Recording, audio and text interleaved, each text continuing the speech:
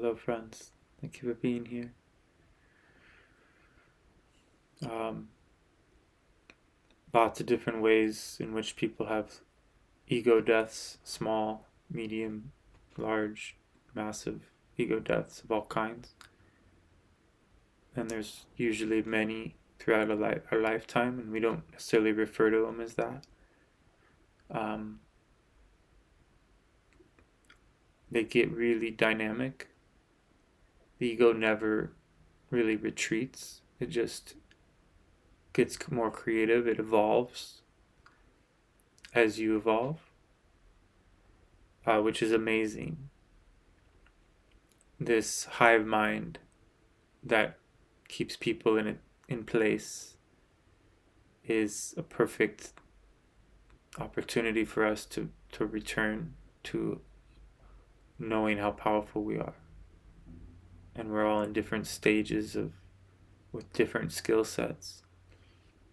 A lot of us are waking up to some more and more understandings of what's really going on in the world, how it happened, really learning the details of the storyline that we are in, um, which is integration, right?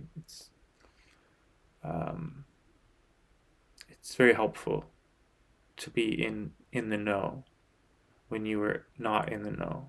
It makes you feel connected. It makes you feel conscious. It it just the way in which we were indoctrinated is so intense, and so it's quite the journey to unlock from hypnosis, to come out of all these different types of hypnosis. And ego death and being dehypnotized are pretty hand in hand. We just don't always think of it that way. So if things are going on in our life that are where certain challenges are seem overwhelming, or events are not going the way that would have liked, that represent how they used to go, it's very likely you're having real ego death, and instead of knowing that, you're experiencing it as a negative. But ego deaths are a positive. We're just not very usually willing to do the things that are needed, and so they happen for us on our behalf. So the world is designed perfectly to teach us really hard lessons, to get us back to our full selves, because so we can become whole. These challenges are what makes us stronger. Um, so the events that are occurring in our lives are magical. They're just like you. You're magical. Everything's, even technology is magic. But going to the learning how to be stripped down and only need the magic of the mother and the father, just the sun and the earth. Even though we're in a dream, even though this is a vision, everything we feel is very real. And it's very much a product of our essence. We are we are an extension of that which bestows awareness. The universe is sentient, regardless of what isolation we're experiencing within this projected reality. Everything our nervous system is experiencing as it's hardwired to these avatars, that's all very valid, and it's the sentient, all that is benefiting from our experience. So we are like energetic probes that have been sent out to gain more, to know it, to know ourselves, so that the universe might know itself better. So even though we are just a drop in the ocean, because of that we are the ocean itself. When you discover this, then your contribution is that dynamic. You realize that you are alone, and yet you're not alone. And yet, because you discover that, it makes you so alone. It's just, it keeps delivering the contradictions. Truths are measured in their totality, and that they contradict themselves. That discovery process is really beautiful. Um, your ability to focus on what matters, what you love in this world, it's what takes over the hypnosis of the majority. You end up becoming passionate about freedom rather than power. And there's a lot of freedom in knowing things, right? So there's a lot of people that are gaining a lot of liberation from becoming informed. But eventually, there's a way to let go of what you think you know so that you can just be a witness to the miracle of your existence. So, shamans say money is very heavy, but so is trying to carry narratives. So, hopefully, they're just channeled now. They're not an inventory that you're keeping, right? And that's what happens, right? You just learn to absorb the information, but then let it go, and then just leave the key essence to it so that you're not trying to take something on, right? Because we're here to unlearn. But it's through becoming aware of the truth of things, which is there are truths. There are energetic truths. Shamans have learned how to verify energy by all learning to move past this layer of perception and into a deeper layer of the onion where those things can be verified. There can be misinterpretations, which happens a lot to an entire group of shamans. They misinterpret what they see. Doesn't mean that it's hard to explain. That's meant. If that happens, it's because it's meant to be. They say there's the unknown, there's the known, the unknown, and the unknowable. And when you encounter the unknowable, you're very susceptible to like losing your drive for life and things. So you want to go slow in this shamanic world. And I never recommend people to be shamanic or to become shamans. It's just there's so much that has to do with our perspective of reality that makes it worth knowing the principles of energy management. And shamans have learned how to manage energy, sexual energy, distraction. They have discovered that there's a voice in our head that's not natural, and that we can learn to stop feeding it, stop giving it the attention that it. I mean, and it's not done through extreme discipline. I mean, it is, but you can create a monster that way if you try to starve something and you make it super hungry, kind of. And we all have what's called a hungry ghost, this part of us that isn't fulfilled, that's trying to fulfill itself. And it's okay to admit that, to get to know yourself on that level. That's how you become disciplined eventually, is through really knowing what it is that you actually really want and why it is you're trying to feed yourself this food or all these different things that distract you from your feelings, from having to feel everything. And so as kids, we learned how to do that. And our parents taught us that. And it's hard to undo things you were taught as a kid. But we know it's possible. It's worth considering. It definitely, as the veil lifts for a lot of people, the more we're able to really embrace change and seek it out rather than resist it, the more dynamic and natural our ego deaths will be. We're all just having variations. depending on where we're at and what we're ready for. The Toltec knowledge, one of the most powerful women in the Castaneda books didn't step into her power into her late 60s and became the most gifted of all of their practitioners. And some of them had been doing it for decades. So if you read those books, you understand so much more about this world, but you have to be open to it.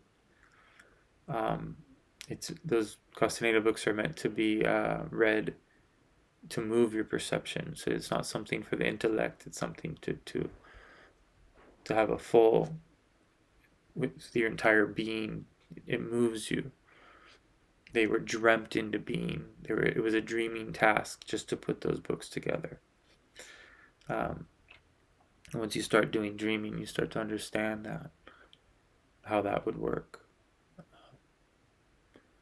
So it's just, there's all kinds of things that are like that.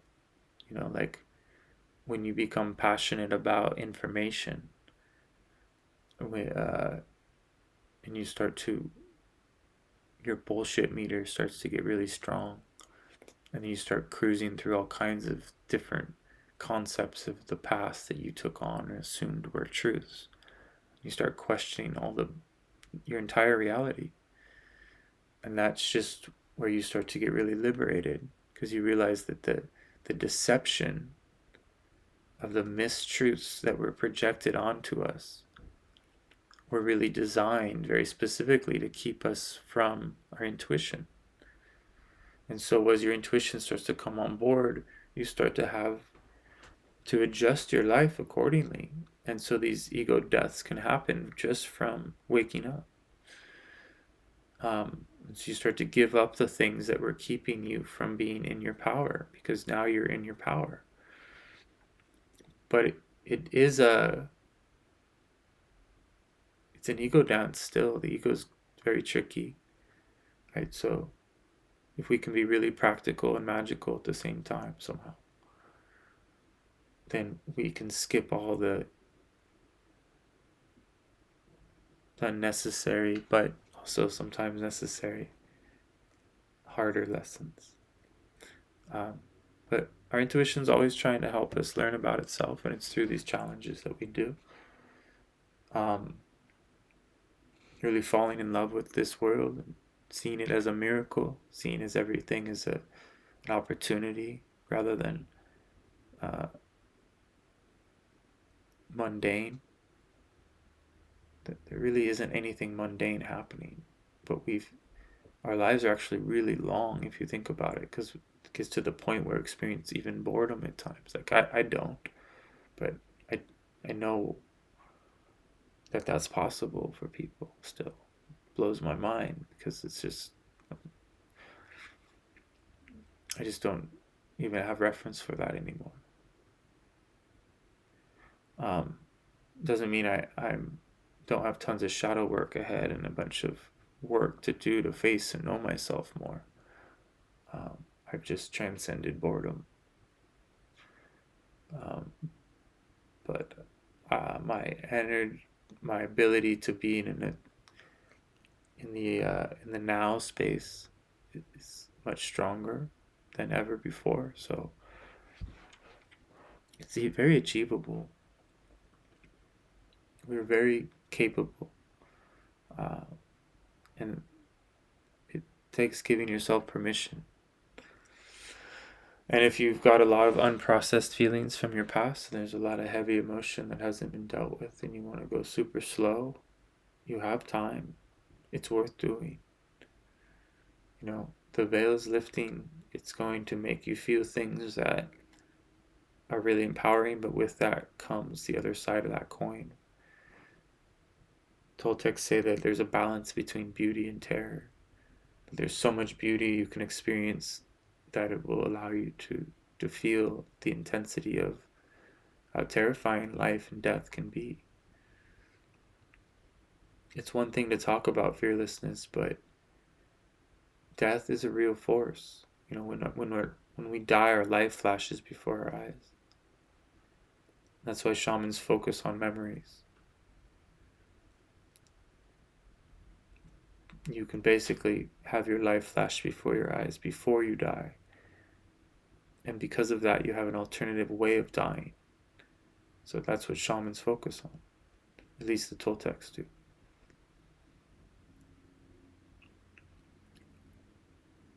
The Castaneda books explain this very well. It's very beautiful too. It's very out of this world beautiful.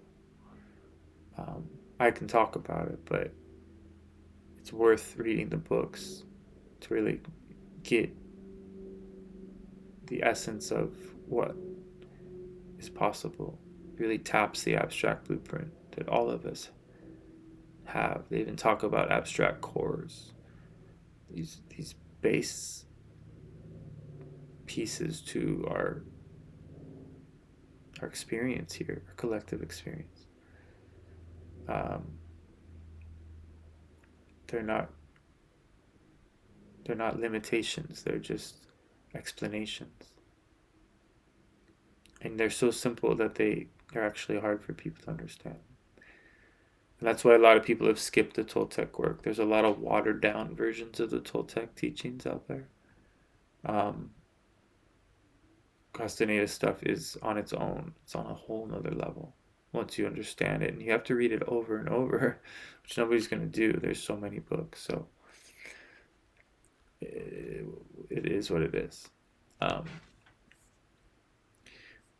The opportunities that are available for us every day to completely change our life and to head in a totally different direction than we've ever been in. It's just a matter of giving yourself permission. The ego wants to hijack that and do something extreme in order to sabotage it. And so, again, the ego wants things done right away. It doesn't want to wait. So when you get excited about something, you're like, oh, this is my new life. I'm going to do the. And then we tell ourselves all this stuff's going to happen, and then it doesn't because we just, we weren't ready. Everything happens for a reason as it's meant to. It's about aligning and acquiescing to that guidance rather than trying to force. So it's about trust. And when you do trust and align and listen, then magic things happen and your dreams do come true. And so you see that happen for people and you want the same for yourself. And you try to get them to tell you how they did it, but they can't really tell you because intent is a very elusive thing. It's hard to talk about. It's not trying. It's getting out of the way so that you can be utilized. So it's like getting out of the way and getting in the way at the same time. So that you catch a ride. And you're willing to trade other things in your life to catch that ride. You're willing to be in place patiently, knowing that that ride is coming. Following the signs in your life that tell you how to align with it. But being at peace with where you're at, if that's not what's going on in the moment. The stages of our development are unique to us. It's through our longing, being honest about what brings harmony to our lives and what is just an addiction. And realizing that it's okay to be in both, like giving yourself permission to be exactly where you are. It's not your fault you are where you are. You were traumatized by something, by someone, by some story, by this whole situation. But it's not whoever traumatized you's fault either, because they were traumatized too at some point. There's nobody to blame. You can't let what's happening in the world eat us up. This is your time. And your soul is eternal. But it doesn't mean you ever get to do this again. I wouldn't count on anything. I would take full advantage of what little time we get here. Even though it's a long time, when you really reflect on it, it goes by like that. Unless you learn how to slow it down. Unless you learn how to be really timeless and non-linear. And even then, it's so intense to realize that time is slipping away. So it's good to embrace and be engaged and earth and know this world very intimately. Intimacy, into me, see? So you want to know yourself, and you can't expect a partner to do that for you. So it's about becoming whole, so that your partner will be inspired to be whole, or so that you'll meet other people who are whole. It's a it's a whole thing, you know. Find authentic people in your life, people that are truly raw. Um, and the more authentic you become, the more permission you're giving to people to become. That doesn't mean, all of a sudden be a freak and show up at the office wearing, crazy whatever. Like, you don't have to be extreme. Just start integrating aspects of your newly discovered self, with others, and don't be afraid to spend a lot of time alone as you're called to. Like I had to create healthy boundaries for myself after years of not having them, as a means to really go inward and do the work that got me to be able to have a fierce focus of lucid dreaming, being able to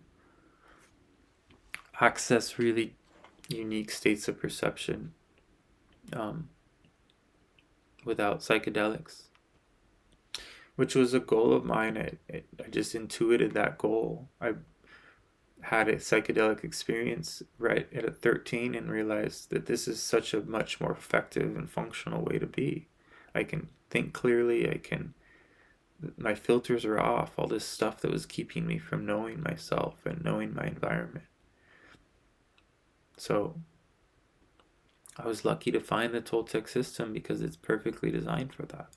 There are other systems out there, and I'm not trying to be a Toltec forever, or I'm just utilizing a system that works. That's it. No systems are needed necessarily, and yet why not make use of one if there is one that is effective? So, the goal for me is to just move past all of what was and just be in what is. Um, and that's kind of what I do. And that's called not doing. That's coming out of the doings of man and really being a total observer. Uh, and then when you stop talking to yourself a lot, then everything changes, and you have to change the way in which you take care of yourself as it adjusts. Like I have to listen. I can't like not listen. It well, I mean, it just becomes so uncomfortable when you're used to feeling so amazing, which is what you want. It's kind of like in the dojo. If you're training, you want somebody that's challenging you, that's growing alongside of you, and you're both getting better and better, and you both end up becoming like rivalries in a healthy way. That is a healthy, beautiful thing. I didn't, at the time in my life when that was available to me, I didn't use it. And now I'm seeking it again. But my point being is that everything is based on what we allow or give ourselves permission to do. You can change your life so quickly when you are driven to do so. And it's okay if you're not. It really can cause so much confusion if you try to force change when your being is just struggling to even come to terms with what it's what it's longing for. But There's nothing like opening your perception up to more and more possibility, because that's where your potential for your imagination to get really strong is. You stop handing your power over to people who are thought leaders or famous people or old books. You just start really realizing, like, well, I have a specific gift, and just because we're in an environment in which my unique gift isn't easily accessible or easily utilized for financial or whatever it is, So sometimes it's the best thing is that your magic isn't something you use to make money. Instead, it's sacred and you find a path of heart. You don't let it get tainted. So a lot of my friends that are artists struggle with that. They almost wish they had just a normal job and that their art could be for fun. That's very much a real thing to face, and ego death teaches us these things. So it's good to have the feedback from the world. It's not just that there's some force out there that's trying to keep us down. It's all in place for a reason. Everything, every lesson is exactly as it needs to be. We're that incredible that we can handle everything we're learning about. We got this. Like, we're doing the very thing we're here to do. And once you sort of accept that your future self has already happened and it's informing you, letting you know everything's okay, what does that mean, everything's okay? It means everything's okay. It's okay. It's just, it's done. You've already arrived. You are the miracle. In whatever form you're in, whatever shape, stage, you get to accept this, receive this gift. This is your life, your contract. You're immortal. So, what do you want to do today? What do you want to do with your your limited time here as an immortal being? Do whatever you feel. And sometimes that means go to bed, shut it down. It's okay. Follow your nervous system. It will tell you what it needs. It wants to reset. It wants to heal. Because your nervous system's real, right? So let's honor that. Let's take care of our nervous system in new ways. There are really powerful ways to do that. My mentors help me to really do amazing things. I resist it and avoid them, and then I circle back and I do it. We all go through it. Mentoring with me is really powerful. I highly recommend, at least trying it out. I talk to just your whole being, so it gets on board. It wants in on this change that I'm having, and so it's just simple. There's lots of potential for us to do group things, group activities, or do these shamanic movements, or work on particular memories. So that's all coming, just opportunities to, just have like live Zoom chats and get to know each other and record those and put them out. So, uh, yeah, so much potential as more and more people get into things of this nature, things that are abstract. It's needed, it's missing. there's some. There's more coming. Dreaming is our inheritance. It's not just a Toltec thing. We're all, through our lineages, have a history of using dreaming. Not just dreams, but dreaming. Dreaming is something very different. It's a conscious type of activity that you do. It's not just falling asleep and letting the dreams happen. Doing dreaming, being in dreaming, passing dreaming gates. This is amazing. Once you verify for yourself that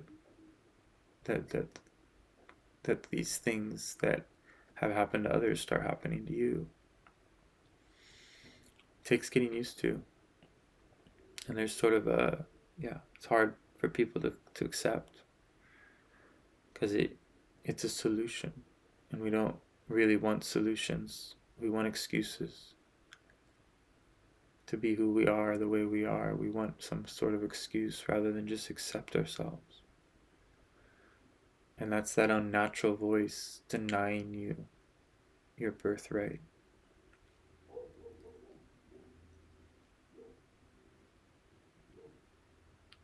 So we want to reclaim our birthright, reclaim our sovereign voice, which is called the seer. There's two voices. There's the hard voice and the soft voice. The hard voice is of the hive mind. And it's either making you a victor or a victim. It's really hard to be neutral and to be authentic in that neutrality and share your true inner child, which is a very conscious child. It's not just a child that doesn't know things. It's this very powerful, sentient, prescient being. If you ever read Children of Dune, the kids are prescient. They can see the future. They're non-linear. So are we. We know what's coming. We know, we can see it and feel it, and it's all part of a projected, like, it's just whether we're so intimately woven into what is. But we don't have to be caught in the tick-tock. We can stop the clock, stop the world, embrace it and all of its magic, and live in that heightened state, thankful for every second, every moment. And then the moment just becomes, Toltec say that you learn to mount the moment.